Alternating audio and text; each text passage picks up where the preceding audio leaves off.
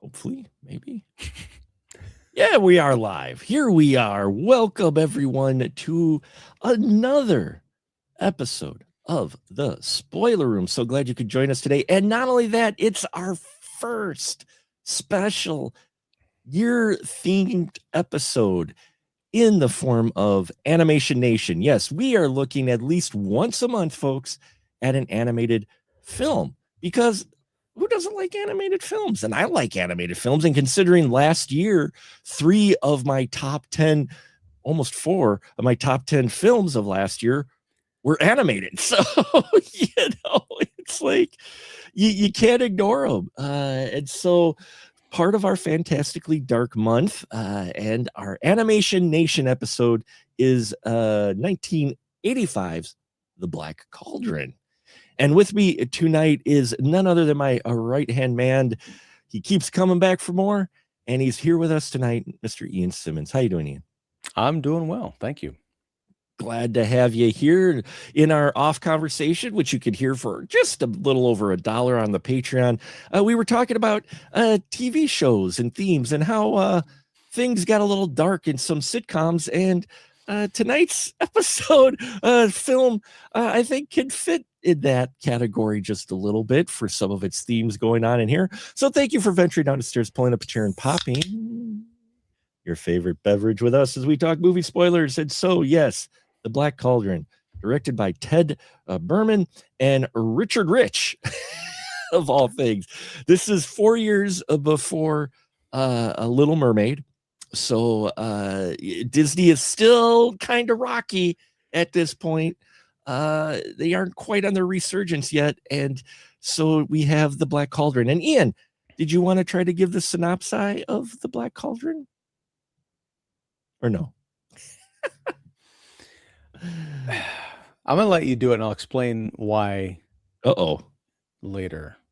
But if aside from, okay, wait, let me try it. There's it's sword and sorcery, medieval times. There's an apprentice, and there's a myth about a black cauldron that an evil sorcerer was trapped in, and the black cauldron was then hidden, like lost, and if anyone can discover it and resurrect the sorcerer within, then the armies of darkness will cover the land and bring ruin to the world. And there's our apprentice character who goes on a journey and collects a bunch of odd little misfits, and they wind up fighting a giant skeleton man who wants the black cauldron for himself, but is not in fact the evil spirit from within the black cauldron. It's all very confusing. The hocus pocus witches show up. That's kind of fun. And then it's over. Yeah. Pretty straightforward. It's actually based off of a series of books called The Chronicles of Prydain. I think I pronounced that right, or Pyridin. It was a 5-book series, and The Black Cauldron was book number 2 of it. That's the way I would describe the movie, yeah. Ooh, did not care for it. Oh, this will be interesting. Yeah, it's a little confusing at the beginning with their summary, but basically, yeah, there was an evil force. He was ruining the lands. They trapped him in this molten iron, and that became the Black Cauldron. So his spirit or whatever is trapped in the cauldron. He's not trapped like you would think trapped, like, oh, hey, he can't get out. He's actually, I think, melded into the cauldron is his spirit, is the way I took it. But in any case, yes, it's a Black Cauldron, and it becomes an adventure story in which Turan has to go on his adventure to find it before the evil Horned King finds it. So that's right, the Horned King. The Horned King, yes, a very skeletal person who wants to raise an army of undead in a Disney film. I thought that was a bit interesting as well. But so, Ian, you didn't care for this film? No, not at all. I had never seen it. I'd heard about it. I watched it, and then I figured, hey, it's 80 minutes. I'll be in and I'll be out. It took me like 4 hours to watch this movie because I kept stopping about every 10 minutes. I'm like, I can't watch this. This is so boring and so generic. It's kind of the same problem I had with last week's movie. And I know, okay, yes, it's adapted from 5 books. I have no idea how, and I will never read those books. But it is books are supposed to be really good. That's great. The movie does them no favors because it is an anti-advertisement for anything having to do with this film. I just kept thinking, yes, this is still the aftermath of Star Wars. Now, I know you could say there's a lot of Lord of the Rings stuff in here, but I'm just like, no, I've seen the better version of this movie, and I've seen other better knockoffs of that movie than this.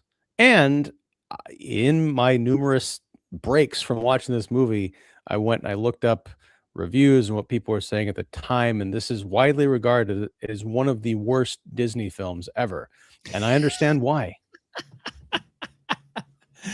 Well, what's really interesting about it, and we'll get to the story, the meat of it a little bit, but as far as the style of it goes, my wife was watching it with us, and about a third of the way in, I'm like, God, this feels like a Don Bluth movie. Yeah. I mean, this really feels, now I didn't look up the full credits to see if he was involved. I think he was working there at it, but he wasn't a main, a player in this. But as far as the story and the animation style goes, I'm like, this really feels like a Bluth production more so than a Disney production. Now, this was in production with a Silver Screen Partners because, again, Disney proper was still on the ropes a bit at 85. Well, yeah, I just looked up Bluth and a number of other animators left Disney in 79, and that messed up the production schedule for this movie.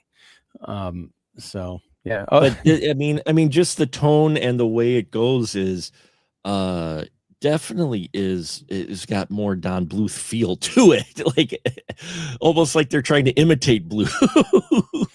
Yeah. Yeah. Was American Tail, was that 86? I think American Tail was 86. Yeah, but so they were making American Tail at this point. Yeah. So, but I just really, with the way, not only just the way the story plays out, but just the characters, and the odd tone of the film in general, because at times this feels like it's a movie, and it's part of the reason why it inspired Fantastically Dark, because at times it feels like it's made for kids, like 10. I mean, we open up with Turan, who's a pig wrangler, basically. He appeared assistant pig caretaker, and you've got your animals who aren't talking, but they've got the expressions of humans and all that, and it's cutesy and everything. And then we get to the Horned King, who's this very dark skeletal guy. And then we get to the idea, the witches, and then we get to the actual Black Cauldron, and suddenly you're just like, oh my God, we got armies of undead here and stuff. And it's like, how do we go from the cutesy animal side to this, It's just, it's kind of wild for a Disney film. Yeah, and because there's the pig in it, also reminded me a bit of the animation, at least of Charlotte's Web. Charlotte's Web, yeah, some of that in there, and it's a psychic pig. It's a pig that can see the future in its slop bowl. Love that. I love that. I thought that was fun to where, well, that's what's interesting with this film too, and that's what makes me very curious about the books. And unfortunately, our good friends Joe and Scotty D couldn't make it again tonight. Scotty D definitely wanted to try to get in because he's familiar with the books and that, so he could probably fill in a lot of things. But what's interesting with our Turan character is that they play this angle for a while, like he daydreams. And by daydreaming, he just loses sight, he becomes unaware of all of his stuff around him. And then when he snaps out of the dream, it's like, oh, crap, where'd everybody go? And they do that for like half the movie. And then they seem to kind of abandon that. Yeah, because they realized it was dumb. I didn't think it was dumb. I think they just could have done a little bit more with it. But that's the thing. Is like this movie is full of business. Like, there's Mm. so much time of him, like, running around chasing the pig or dealing with that little furry guy who sounds like Glomer from the Punky Brewster cartoon show. Like, all of this stuff Fergie. is impeding any forward momentum on an actual story, and I think that's because the story is something that even back in '85, people had kind of been tired of. So it's like, all right, what can we do to distract from the fact that we're spending a lot of time, effort, and talent on something that's, very cookie cutter. And unfortunately, none of the antics, resonated with me, because maybe it's because I don't know what the target audience was, because you're right, this is too scary for young kids. And I think older kids, I mean, like, what are these cutesy pig jokes? It was kind of like a weird tonal miss on every singal level. And I was just kind of, I was glad when it was over. Because with the Horn King, he's looking for the Black Cauldron to make his army of the dead, which, by the way, we've got grave robbing in a Disney film as well. I'm going to be saying that all night, because we got his minion who's been collecting dead bodies from war fields and dumping them in their castle to prepare for when they do get the Black Cauldron. He's got some bodies to possess. So the Horn King's looking for the Black Cauldron, and the pig can see things. So Turan's pig, his master, voiced by Freddie Jones, voices Dalben, and Dalben sends him on the quest to protect the pig, because if the Horn King gets his hands on the pig, he can tell where the Black Cauldron is, and then they'll never be able to blow up that Death Star. And then they'll never be able to blow up the Death Star. So yeah, and the pig and our guy Tran get captured fairly quickly by some really scary dragon type beasts. I mean, these things, it's like it goes from, hey, we're happy farm animal frolicking, to suddenly, boom, thicketed spiked vines and two scary dragons, and they come down and they fight. They actually beat Turan. I mean, I think he cuts himself at one point. They grab the pig and they take him off to this scary castle. It's just like, wow, did this get dark quick? And yeah, the stuff with the vines was cool. Yeah, that was, yeah. I did like the vines part, but I mean, it just, the tone, the color, and everything, it just goes dark, and you're like, oh, okay. And then we get a very extended scene with Gurgi, which we didn't need. I will admit that. Gurgi, voiced by John Biner. Anyway, Gurgi, yeah, he's odd character. I'm not sure what he is. What I did find funny is because they never establish like what he's just this furry anthropomorphic thing. He just looks like a little old man. He does, but he's hairy all over. That's the, that's the thing. But hairy all over. I'm glad you mentioned he looked like an old man, because one of the things that really was prevalent, and again, my wife ended up she was on the couch, she was watching with me, is the fact there's a lot of old people characters in this movie. I mean, not only do you have, not only do you have Taryn's, mentor, basically, but then you've got Horn King, who's an old guy. You got the fairy, who's an old guy. You've got the eventual bard that they run across, who's an old man, whose lute will break a string if he tells a lie. And again, I think this is probably because it's adapted from the series and they're pulling elements from the series. I was curious about the instrument. I'm like, but they never address it. They never even we don't even get like a moment around the fire where he says, yes, I have this lute to tell, No, it just is. Right. I think that's one of the kind of problems I had with it. And I was thinking about this because there's similarities, but there's also some differences between this and the Super Mario Brothers movie that came out a couple years ago. In that I'm half wrestling with this because I am trying not to think about the Black Cauldron too much. But I know. One of the criticisms of the Mario movie, which I didn't share, was that, well, it's these two plumbers who go into this world and none of the rules make sense. And there's all these, colorful characters there. And I understood what I was watching because I'd played the video games. Right. But watching the Black Cauldron, it's so random.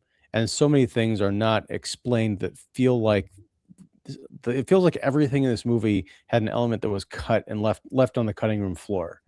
Whereas with Mario, you didn't need to understand why there are these octopus creatures. They just were there, and there was kind of like a set dressing, and you move on. Here, you've got like underwater fairy creatures and their children, and that lasts for a couple of minutes, and one of them comes back at the end, and then they've helped me out with something. Yeah, I feel like I missed something. Mm. There's a bit where the little old man monster creature almost sacrifices himself by jumping willingly into the cauldron. Yeah. What was that, the thing that would resurrect the evil creature or the evil warlord? That did something else. No, the as you described them, the hocus pocus witches, the three witches explained to it before they disappeared, in that the way you could cancel the Black Cauldron's power of raising the dead would be by a being who would sacrifice themselves willingly into the cauldron, and then it would reverse the power of the cauldron. But they would be trapped in the cauldron forever. They give themselves up for everybody else. They would not be able to escape the cauldron if they went into it. And so that's what Gurgi, because jumping ahead, as you can imagine, things go wrong. They do discover the Black Cauldron because Turan gets the idea, oh, we've got to find the Black Cauldron before the Horned King finds the Black Cauldron. Never mind, though, that the Horned King didn't have the pig anymore, so he would have still been searching for a really long time. So there really wasn't a reason to find a Black Cauldron, because outside of, he thought he could destroy it, which the witches said, oh, it can't be destroyed. In which case I would have said, okay, don't tell me where it is, I'm out. But no, he still does. And so, yeah, they find the Black Cauldron, and of course things go sideways, and the Horned King gets his hands on the Black Cauldron, and he captures our three heroes and takes them to the castle and raises his army of the undead. And then we get this very climactic action scene where Gurgi shows up, who's been running away from everything else, and he unties our three main characters as the Horned King is enjoying his victory of his undead army going to lay the entire land. And then Turan gets up and he's going to throw himself in the cauldron. But Gurgi says, no. Gurgi stops him, and Gurgi sacrifices himself, which reverses the effects of the cauldron. Because they don't explain it, but you piece together, to spark the cauldron's undead rising power, you had to throw a dead body into the cauldron. So you throw a dead body into the cauldron, and this is what I pieced together. They don't explain this part, but this is what I pieced together. You throw the dead body into the cauldron, and then it releases its power to raise the dead. But if you put a live person in there, it reverses it. But you don't get that explanation either, which again, I'm not for hand holding by any means, but if you open this movie like it's meant for kids around 10 or 11 years old, they need a little bit of guidance, I think. Here's a conundrum. What if you sacrifice yourself willingly in order to save the world from the cauldron, but in flinging yourself over the cliff, you have a heart attack and you die, and your dead body enters the cauldron? What happens?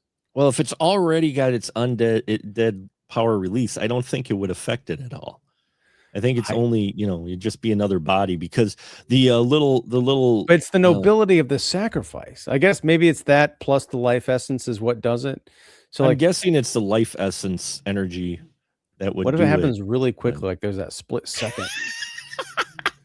I don't know, but because he had the little demon guy, the one-eyed demon guy, which he had two eyes, but one had a patch on it, who was the minion of our Horned King, who just said, oh, we'll just throw another body into the cauldron. You're like, oh, that's a good way to reverse it again. So yeah, and I enjoy it, but I fully get what you're saying, because by this time in 85, you had a lot of adventure movies. I mean, we even talked about, Dragon Slayer, which would have came before this, but there were, so many adventure movies that suddenly came out, these fantasy adventure type films, that this comes out and you're like, okay, what do you got new? And unfortunately, it doesn't really deliver anything new to its concept, except maybe the witches, who again, this is Disney and it's kind of rough patch. So at one point, when they show up, they get their hands on the bard and they turn him into a frog, and they're looking for him, and he ends up hidden in one of the witch's cleavages.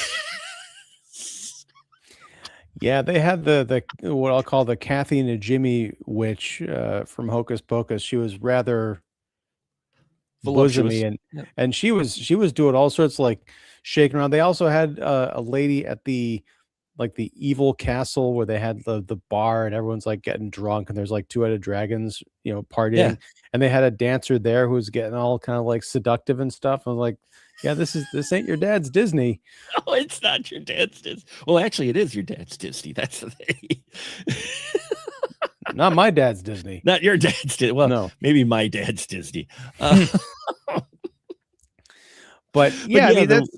I was gonna say, like, there's stuff to admire about this film visually. I didn't like.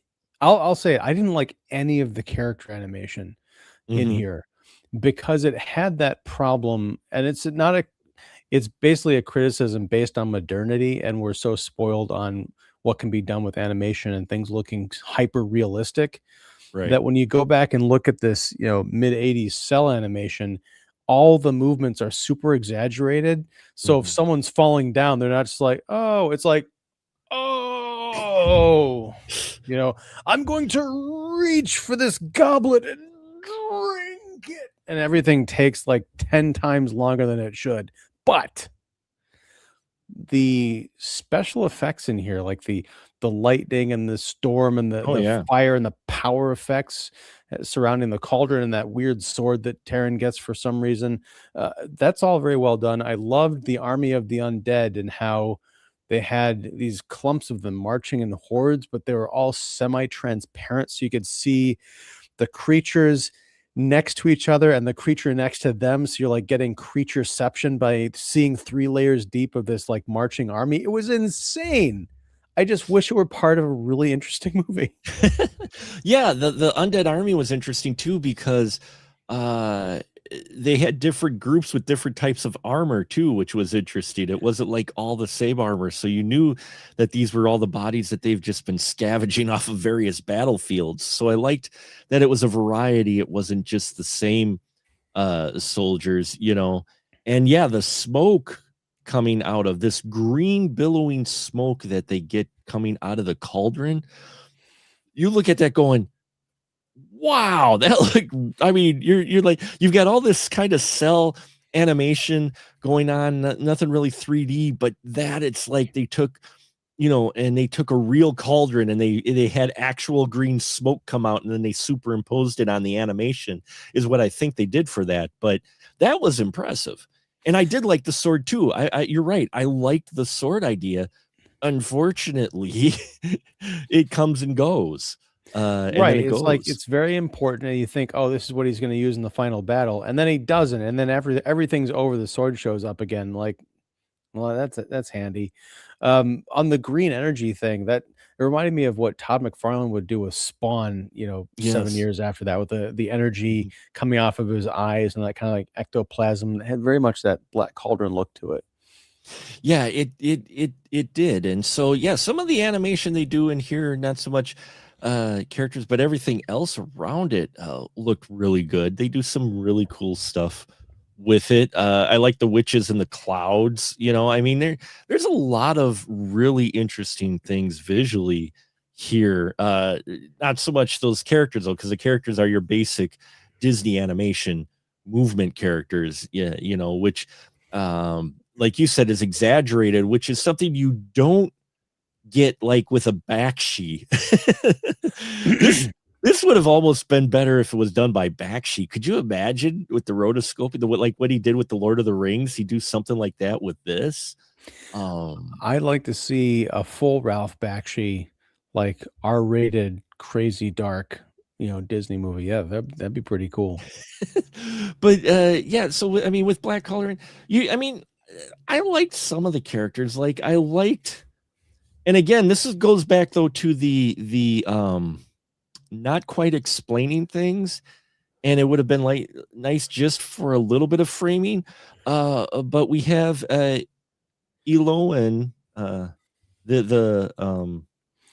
it's Elanwi. Now, sorry, Elanwi. Excuse me. And I'm sorry. I know it's adapted from a book, Mark, but change the names of these characters, because every time someone says her character's name, like, that is the dumbest name I have ever heard in my life. That is not a movie character. Hey, come on, Elanwi. I'm like, no. Well, this is, I think it's loosely based off of Welsh story. I think that's what the original 5 books are, is kind of off of Welsh story. So I mean, that is a fairly Welsh feeling name. A lot of these names are. I know, and so if it's a name from Welsh, it's got to be good. Sorry. No, I'm just saying though that's probably where they're coming from. So that's probably why they're a little bit different. I mean, the bard was Fluder, but he's got like 2 D's and 2 F's, and it was a Fluter. And yeah, so yeah, there's some of the names took a little getting used to, especially Dalbin's character. I kept hearing something else with it. I'm not sure. But so some of the names were a little bit tough to catch, but they have this the female character, the princess, as she's titled, but they don't establish if she's actually nobility, if that's just her. They call her the princess, but we never hear her talk at all really about anything like going back to her kingdom or the castle or whatnot. That would have been a fun joke if this had been a slightly more meta movie. They could have said, like, oh, you're the princess. Are you from royalty? And she's like, no, I'm just a girl in a Disney movie. Because that seems to be the case here. He just meets her in that dungeon, right? I mean, yeah. Well, she pops up. She pops up at the dungeon, literally, literally. Like he gets locked in the dungeon once he and the pig get caught by the scary dragon folk, and Darren's like, "Ah, crap! What am I going to do? I have no idea what I'm going to do here." And all of a sudden, a brick gets lifted, and here's the princess with her floating orb light. And she's like, "Oh, I thought I heard someone in here. Here, you want to escape with me?" And I'm like, "Oh, okay, so this is going on now." And and they finally escape the castle because they run cross paths with the bard who helps them get out of the castle as well. But yeah, you've got her in here, but you feel like you're missing pieces. And that's, I think, the biggest thing is, while I enjoyed it more than you, at the same time, there were a lot of things like I was rolling with it, but at the same time, in the back of my head, I'm going, okay, we never come back or get any more elaboration on pretty much anything. So I would love to know just like how many things they like borrowed from each book, or if they were going for just the one book, because some of this stuff feels incomplete. Like you said, it feels like it's on the cutting room floor.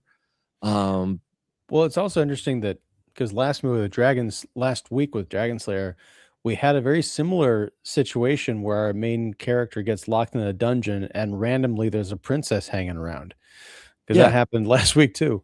It's a slightly different story, and that princess didn't end up being the love interest. But I keep getting hung up on this idea that they adapted the second book, which maybe that explains, maybe they faithfully adapted it, but they assumed that, hey, everyone's read part 1 already. We don't need to explain all this other stuff. Well, it was the title of the second book's a Black Cauldron. So I'm not sure if it's a complete translation of just that book, or like I said, maybe of the series. But I'm pulling up something really quick here. Apparently, they did have they had the rights to this since 1971. Wow. It took 12 years to make, with 5 years of actual production, and it cost in the 80s $25 million to make. Wow. That's even for the 80s for an animated film. Damn.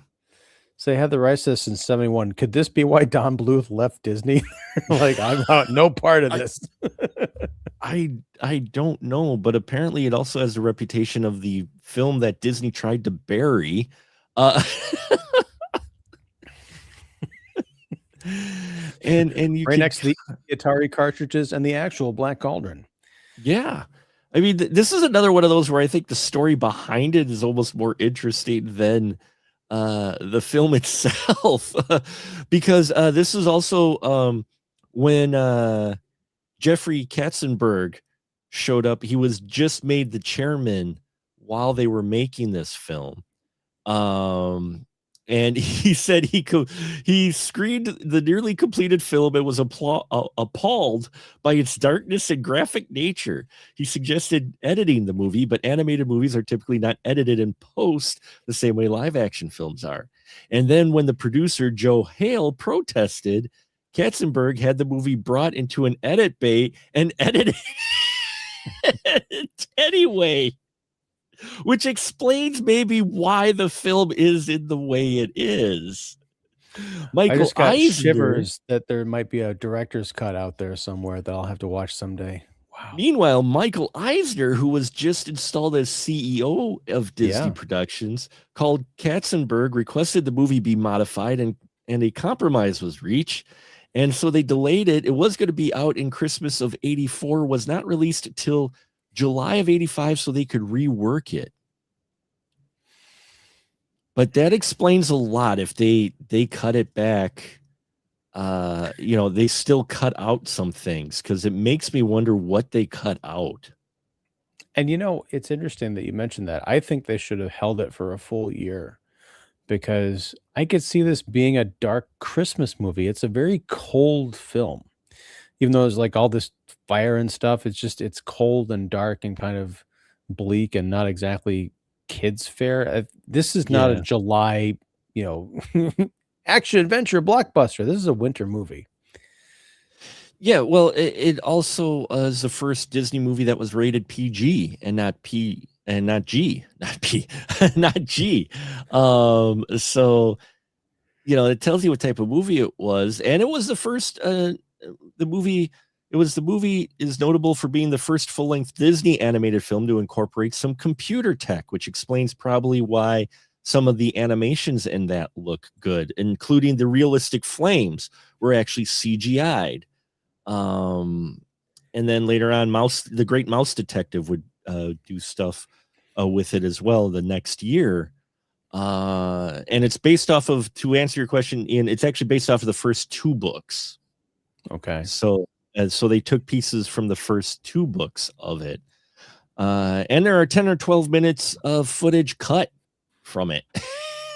Oh, do we know if that's on YouTube or like a DVD or something? I don't think so. I'm not sure if it's anywhere. According to this, I'm not seeing anything where the full version might be available, because I'm curious of that 12 minutes. They kind of outline here what was in those 12 minutes. But like longer conversation scenes in that.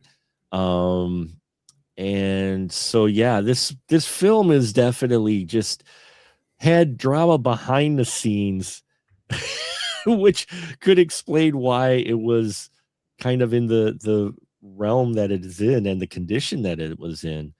But yeah, Bluth did try to work on this first when he was first at Disney as well. Before he left, they tried to take a hitch it. Oh, and speaking of Bakshi, he was approached to be involved in the movie in 79 after Wizards and Lord of the Rings, but he turned it down because he felt, get this, his style was far too mature for Disney. No kidding. That's a no shit. I'm like, duh. Just imagine like a Goofy cameo in Fritz the Cat 3. Oh, apparently they did not want to actually bury this film. They test marketed a reissue of the film under the title Terran and the Magic Cauldron, but never received a wide release. So that's interesting as well. Did they really think that was going to work? I don't know. The history of this movie ends up being far more interesting.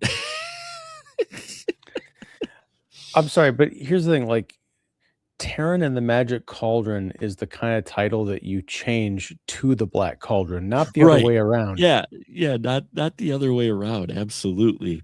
You don't go that direction with it. Oh, they made a video game of it as well. Like I said, it is crazy, the history of this, but at the same time, this film is one of those films that was just before, Disney hit its resurgence. Yeah. Because these familiar names, Katzenberg and these are the guys who helped bring Disney back, basically, when they brought in, you got Howard Ashman and them and Howard Shore coming in to do the, Little Mermaid. That really kind of boosted them back. They were kind of back on the rise. And that's thanks to those guys who were, during the production of this, installed into Disney. So, maybe that also explains the kind of clunkiness of this film. It doesn't have any musical numbers in it. I was going to say, like, this is like, because what you're talking about with The Little Mermaid, that's also the resurgence of the Disney animated musical, because you've got Little Mermaid, and then you've got Beauty and the Beast and Aladdin, and then Lion King. Like, I think there was a year gap because Lion King was 94. Did they have an animated film in 93? Was that because Little Mermaid was 89, and then 91 I think was Beauty and the Beast, 92 was Aladdin, and 94 was Lion King, I think, and then 95 was Pocahontas. 93 would have been Nightmare Before Christmas. They put that one out, but as far as like the 2D cell animated films go, I don't think they may not have had one in 93. I'm pulling it up here quick. As far as animated films go, I'm trying to remember what they would have had. They had a number of live action films, but the one that would be closest is A Nightmare Before Christmas, which was stop motion animation, but they did not have a hand drawn cell animated film in 93. They had Nightmare Before Christmas. Which still counts as a Disney animated film, them kind of branching out. So, Disney animated film that can reach all those goth kids. So there you go. But that's the thing, is it's nuts. It's like you've got this sputtering studio, and then 4 years later it begins a half decade plus of incredible hits, and then on the back of those incredible hand drawn hits, aside from Nightmare Before Christmas, but it's still handcrafted. Then you get the Pixar explosion. Yeah. With Toy Story 96. I mean, it's an incredible story. It's almost like you're going to spend, 20 years in the trenches, and then you're going to spend, the next 30 plus years, riding high. It's amazing. Yeah, it's a pretty crazy time with the 80s. And that's what I'm saying is, I think this property, first off, the fact they got the rights in 71 and it took them 12 years to actually bring this to fruition. And then when they do finally decide it's during a major transition change at Disney. It kind of explains why it was mixed bag for being received and the type of film it ended up being in many ways. Yeah. And we're going to pull over real quick, as Ian would say. We've got our good friend, the Tiger Dudes here. Hey, how you doing? He says, hey, Mark. And he says, actually, I haven't seen the Black Cauldron in years. I will have to finally rewatch it this year.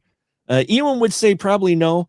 But I would say revisit it for an experience, because again, the film, it's not like it's not watchable. It's just that it's really by the numbers to where I mean, you could have used a musical number in here, a musical number, even if you would have just had the bard singing something. They could have easily introduced at least one song in here. Yeah, I think that would have been really interesting. I will say, Mark, I think this movie is unwatchable, but I think it is perfect for someone saying, "Hey, here's a compilation of the scenes that made this kind of a revolutionary piece of animation." Just anything with the cauldron, anything with the sword, like take all the story elements out of it and just like look at the cool stuff, the undead army. But I mean, here's the thing. Tiger Dude says he hasn't seen the Black Cauldron in years, but he wants to rewatch it, then he's on your wavelength. If you enjoy this movie or remember it fondly enough to want to watch it again, that's awesome. I'm just saying I don't want to think about this movie again unless it's like reading about it in a Disney history book. Yeah, or if they remake a live, here you go. That's your success story. You take one of the worst received Disney movies ever, you turn it into a live action version, and they make it a musical, and then put that out. There you go. You know what? I'm actually, there you go, Disney. Quit with these live remakes of classics. And you're not going to nail it right because it's a classic and people remember it that way. And if you don't get it exactly right, you're really going to hurt yourself at the box office. Take your films that may have been not so well received, like the Black Cauldron, and do a live action remake of it. I wouldn't mind seeing this getting a facelift and live action treatment of the Black Cauldron, because again, there's a lot of cool elements. It's just not put together in the best way. So you get these kind of fits and spurts of great scenes. You get the fairies in here who I swear influenced Fraggles. They felt so much like Fraggle Rock in there. You've got the witches that, oddly enough, Hocus Pocus came out in 93, I think it was. So those witches in Hocus Pocus do kind of remind me of the three witches in this quite a bit. Their behavior, even their look, their stature, and the way they're drawn, and their attitude. And I think this is the only Disney film that I ever saw where there was a innuendo that was so blatant, not including, Who Framed Roger Rabbit, but that's a different film because that was set in more of a regular world. But during the Three Witches, the one witch, the rather buxom one who was really into the bard, at one point says, "Mind if I pluck your harp?" And even though he has a harp, she doesn't mean that. Nope. and again, it's really odd to understand who they were trying to pin this to, because they threw in so much money in on this thing. It obviously they had the rights to a popular book series of young teens in that. But the way they approach this, it's like they weren't sure how to do it, because Disney, they didn't want to go full dark like, Black Hole. But it felt like they didn't want to go full kiddie either.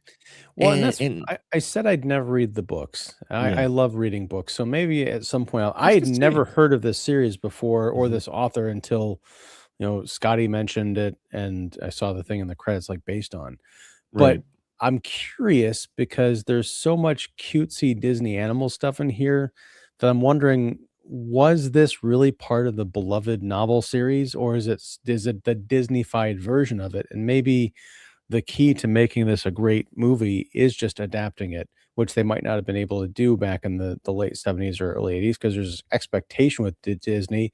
You could absolutely adapt something more serious and a bit darker today. If not even if you were to, like I say, do a live action remake of the Black Cauldron, you can edit, you can take out half those cutesy side characters and stuff. Yeah. You don't need the little old man monkey character or whatever. You could switch them out with a scrappy human sidekick or something and be fine.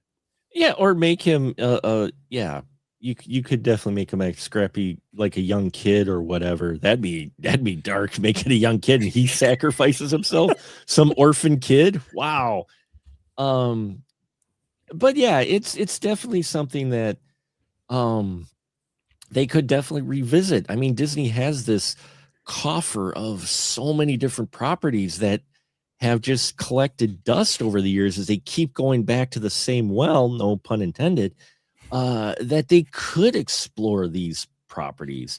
Tiger Dude also adds, and I agree, and we'll be talking about these films later this year, not to spoil anything, but I don't know why they just don't do Treasure Planet or Atlantis: The Lost Empire. Those are perfect live action cinematic experiences. Yeah, there's films that Disney has that are perfectly fine that they could do the live action. I would love to see them clean this up and either do a reimagining animated version of the Black Cauldron where they cut out the cutesy stuff and they do lean heavier into the darker story, which you can tell is here, or do it as a live action remake, and you could work your CGI magic into there and that, because I think this would really make for an interesting live action remake. And while you're at it, bring in the sisters from Hocus Pocus as the witches. For that would be great. Like, well, and keep it an entire secret until they show up. The Sandersons in that giant cloud. Yeah. I don't even like those movies, and I would love to see the Hocus Pocus witches in a Black Cauldron live action remake. Well, I mean, it wouldn't be like Disney hadn't crossed over animated characters before in, earlier film. They did that a lot in their older films. They didn't call them by name, but you could say, oh, look at that's Baloo. Baloo is actually Little John. What do you know? For Robin Hood. Yeah. But yeah, it's an odd time and it's an odd film for it. And that's why I kind of wanted to do it. And that's why I was glad it got a lot of the votes by people, because it is a film that I think is fondly remembered by people as kids. Like for me, when it came out in 85, I was 10 years old. I love fantasy. I was just devouring genre stuff. So for me, I remember the sword. I remember the cauldron. I remember it being darker. I didn't remember all the cutesy stuff in the beginning, but that's maybe the way my brain works. But, and I think if this film committed to the darker tone or a little more serious angle and edge to it, rather than trying to add those Disney-fication critters, I think you've got a more successful film, because there is a lot of potential in this film. It just is cut too much. And hearing that they cut sections and all of the promotion, the production stuff that plagued it shows. This is one of those to where you watch the film and then just looking at it, the stuff I've mentioned tonight, and there's more, you're like, oh, that makes sense. Sometimes it's not the film's fault. It's those making it. Yeah. And I think I'm tired of the tropes, like the apprentice, the little boy farmer who goes on the big adventure. If you're gonna redo it, do something different and fun. Make the old man, like, have a setup where the apprentice kid, who you think is going to be the one going on the adventure, and the old man dies. Have the apprentice kid get run through with a spear in Act 1, and it's the old guy who has to go on the adventure. Just like shake it up a bit. Well, we know the old guys can't make the adventure from last week. That's why they have to kill themselves, get put into ashes, get transported, dumped into the lake of fire, just so that they could explode against a dragon. Come on, man. They're old. They can't make the journey. You've just described everything I would do to avoid watching Dragon Slayer and the Black Cauldron again. Wow. And I guess we'll wrap that up here then. No, this will be a shorter episode, I guess. But No, for me, I enjoyed it not just for the nostalgia part with the Black Cauldron stuff. I do like the fantasy elements and what is here. My brain liked to fill in some of the blanks, but it is one of those enigma films because if you're trying to put it in the context, the kids might enjoy part of it, the young kids, until you get to the scary Horned King. And let me tell you, he's drawn scary. There are some scary drawn figures in this film, which I'm not above. In fact, I love, darker kids movies. Check out our episode way back when we were doing this, when we were covering a series of dark kids films. And this one has its moments, but it makes you, if you sit and think about it just below the surface, you're like, who is this for? The princess character is actually the one that has the strongest personality out of everybody here. Yeah. With the Horned King, I kept thinking about the character Primeval from the Filmation Ghostbusters cartoon. Do you remember that one? Oh, yes. And I was like, I just kept imagining and wishing, like, no, this is wrong. Just put Primeval in there and we'll be on much better footing. Actually, I'm glad you brought up, I know where he's going to wrap up, but I got one more point I wanted to bring up. I'm glad you brought up Ghostbusters, the other Ghostbusters, because then there was the real Ghostbusters. Right. They had the two cartoon series running together, and it was rather confusing because you'd have the Ghostbusters, which was based off of an old movie, I think, serial Ghostbusters, and then you have the real Ghostbusters, which was based off of the Ghostbusters movie, which came out also, was that 85? Anyway, 84. 84. The year before this, Elmer Bernstein ended up doing the music for the Black Cauldron. Yep. And what's interesting is Elmer a year before did the music for Ghostbusters. So if you don't follow soundtracks, composers sometimes go through phases to where the movies that they're doing, they find an instrument or they find a phrase or they find some kind of theme or motif that they like using in each of their the films they're composing for. In this case, it's the theremin. Yes, I know. We're talking about a fantasy movie now, a set in medieval fantasy times, and theremin is worked in here quite a bit into this score. Oh yeah, it's like the eerie kind of library theme from the 84 Ghostbusters movie. But you're right, because there's a lot of eerie, a lot of supernatural stuff. Yeah. And that's the thing is, when his name showed up in the end credits, I'm like, yep, because the entire time this is something I didn't look up. But like, this sounds very Ghostbusteries to me. And then it was just really nice to see him in the end credits there. It does sound very Ghostbustery. And after I watched it, I have the soundtrack. It's online on digital format. I'd love to have the vinyl, but good luck, because that's gonna be pricey. And Entrada did a release of like music for the entire movie, like 70 some minutes for a CD, but that's out of print too. But I'd love to get my hands on one of that, because the digital version I've got, if you listen to it on its own, then it really sounds like stuff from like lost, pieces that he didn't use from the Ghostbusters score worked into here. And it's not bad. It's just that we've been trained visually and through other films and just the association in general that the theremin is usually used towards sci-fi or maybe heavy supernatural, but there's not a heavy amount of supernatural till the end with this.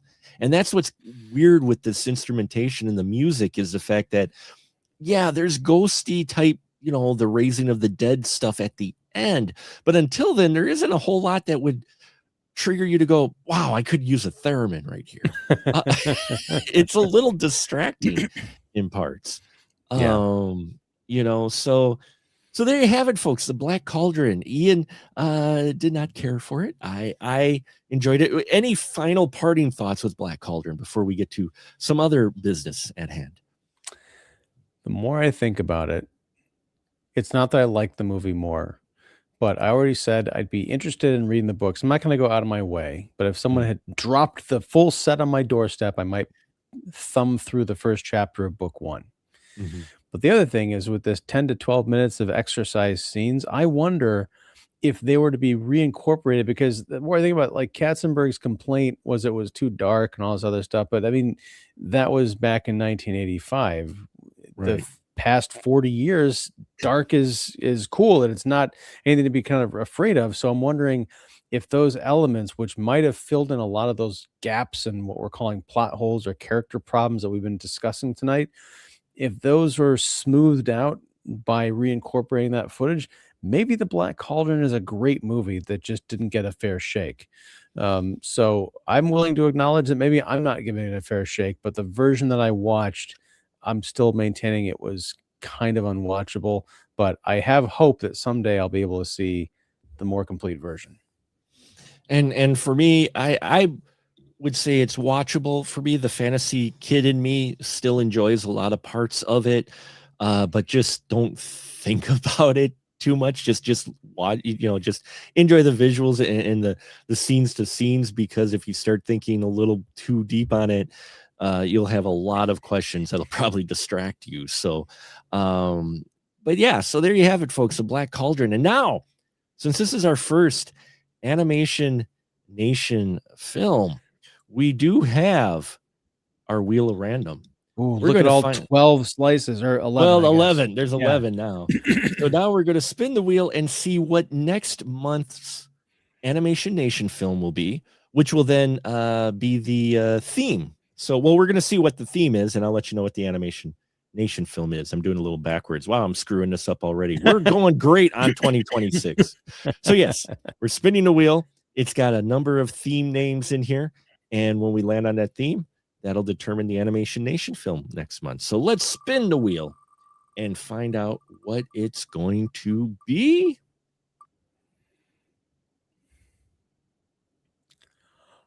Ooh, wow. Almost on the line. Wow. Almost on the line. And so next month's theme is Through the Door. And what is Through the Door? Well, Through the Door is looking at movies where your main character has gone through a door to another land. And it is going to be an interesting bag of tricks we have up our sleeve here. But the Animation Nation film for that month is Coraline. So we will be... What? You okay, Ian? Did you not care for Coraline either? Is this the month that we break you? Is this the year that you just decide to run away screaming? Mark, I'm doing this for you because Coraline is on the list of movies that I vowed never to watch again. Wow. Okay. Well, let's see if any of these other films, maybe Ian will be incommunicado next month. I'll see you in 2027. He's gonna leave this. He's leaving. He's like, nope, I'm done. Nope, I'm sorry, Mark. Your programming now has sucked. So yes, next month is Through the Door. So we're looking at films that do involve our characters going through a door. So Coraline is the Animation Nation film for next month. And the other films we'll be looking at are Pan's Labyrinth, Alice in Wonderland, the original animated one, which I've never seen. That's exciting. Okay. And Being John Malkovich. Oh. Along with Coraline. So that is next month's lineup of films, folks. And that is our theme of Through the Door. So thank you very much for voting on our Animation Nation films. By the way, you did that last year. And yeah, so looking for, it should be it's an interesting bag of films for sure. So that's a great lineup, honestly. Thank you. Yeah, I was very excited when I put that one together. So you want to stick around if you haven't, please like, subscribe, bells and whistles here. And now, as always, we give our crew members their license to shill. Ian, please, the floor is definitely yours. Well, thank you. I'm Ian Simmons. I run Kicking the Seat, which you can find at kickseat.com. I'm also here on YouTube at Kicking the Seat, and I'm here on Sunday nights talking movies with Mark. On Kicking the Seat, we do movie reviews and live streams and roundtables and interviews and all that stuff. And this coming Tuesday night at 8 p.m. Central, we'll be talking about the new Bradley Cooper film starring Will Arnett, Is This Thing On? About the world of stand-up comedy and divorce.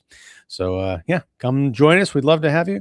And yeah, I'm looking forward to more Animation Nation. Despite despite what people think, I actually do love movies, and I love a lot of the movies that I've talked with Mark here about the show. If you've been following the show for any length of time, so I'm gonna. There's gonna be one that I come on here. I'm just gushing about. I know it, and hopefully I don't have to wait until Pan's Labyrinth to get there.